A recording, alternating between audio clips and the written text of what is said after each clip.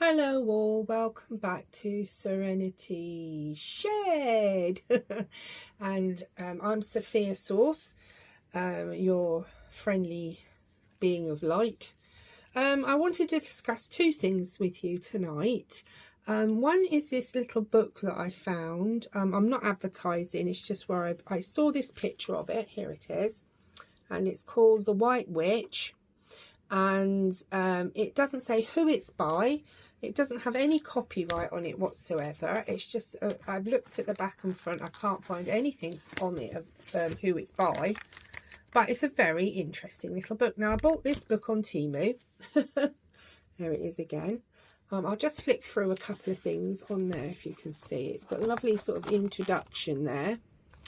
And it's got lots of different things on here as well. It's quite in depth, really, for a small book, but it's a good starting point if you're interested in this path. It tells you lots of different things in here about the moon phases, tools, all sorts of herbs.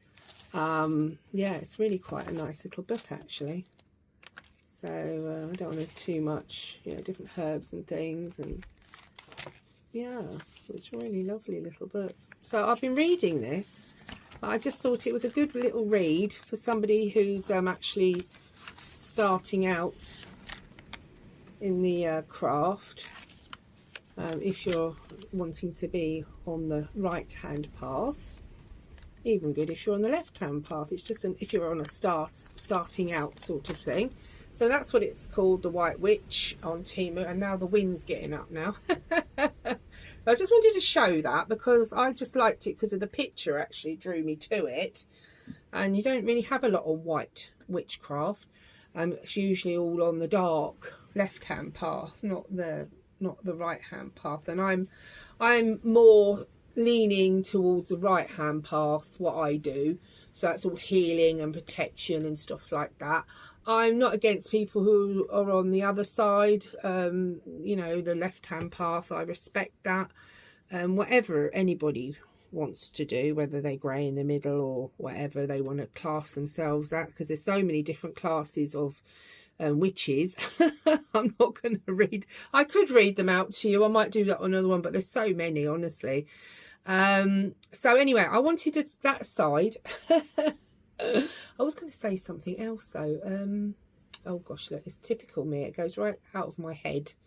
But I was going to say something else about it, but never mind. I'm sure it'll come back to me later. I think, oh gosh, I wish I said that now. Never mind.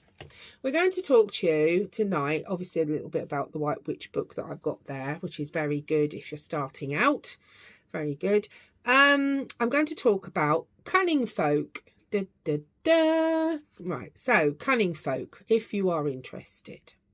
This is a little bit of sort of folklore. So, who were cunning folk? Well, they were healers, they were herbalists, they were charmers and magical practitioners. And they were found across Britain and parts of Europe for centuries. So, despite the name cunning originally meant a person of knowledge or skill, it doesn't mean a sneaky person. So it's somebody who has knowledge of things and is skillful in things as well, like healing, etc. They were often the village's unofficial problem solvers. Okay, so sitting in Serenity Shed with the rain coming down, what did cunning women or men do, or cunning folk, I should say?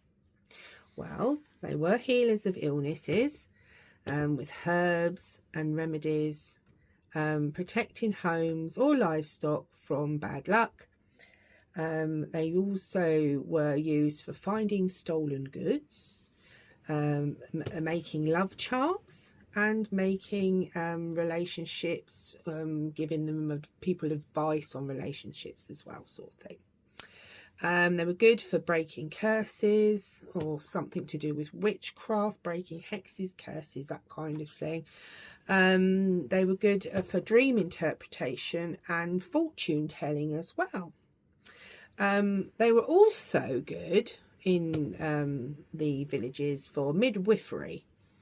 and birth knowledge in some areas.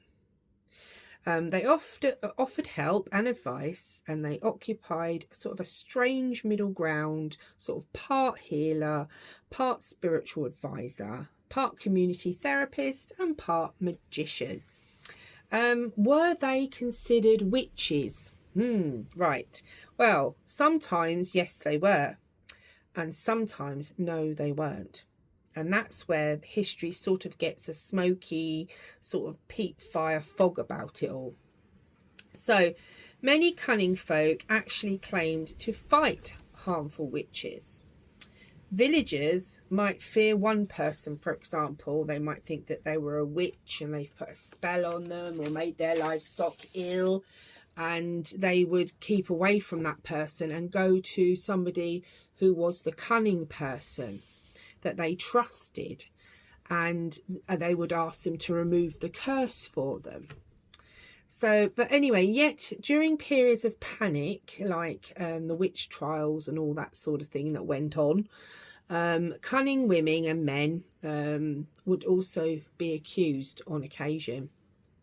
So in Britain especially, cunning folk were often tolerated, though, because of communities relied on them for midwifery and healing.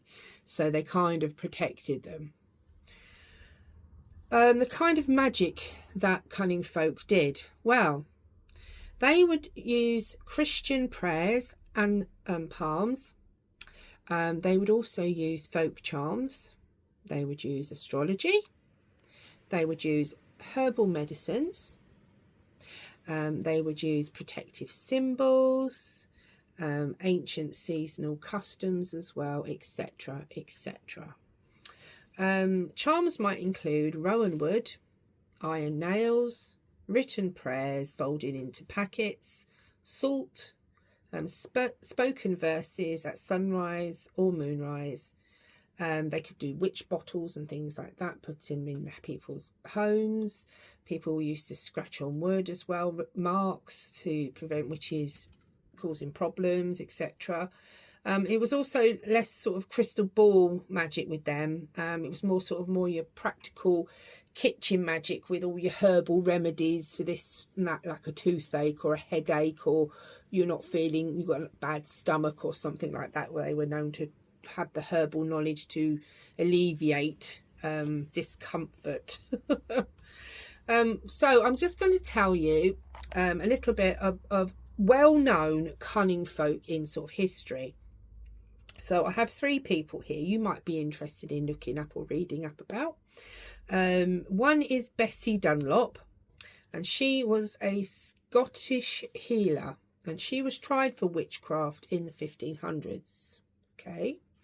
Another cunning folk, very well known, is Mother Shipton, and she was a legendary Yorkshire seer, surrounded by prophecy and tales.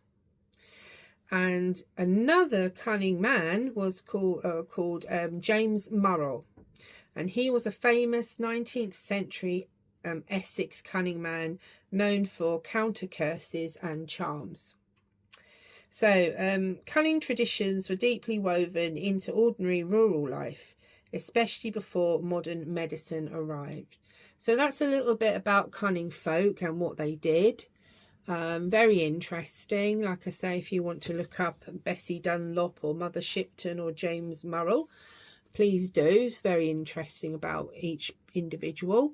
And also, like I say, this book is very interesting as well. Like I say, it doesn't have any copyright as far as I can see or name who wrote it, but it's a very interesting little read. And I got it again from Temu. Not advertising, but that's where I purchased it.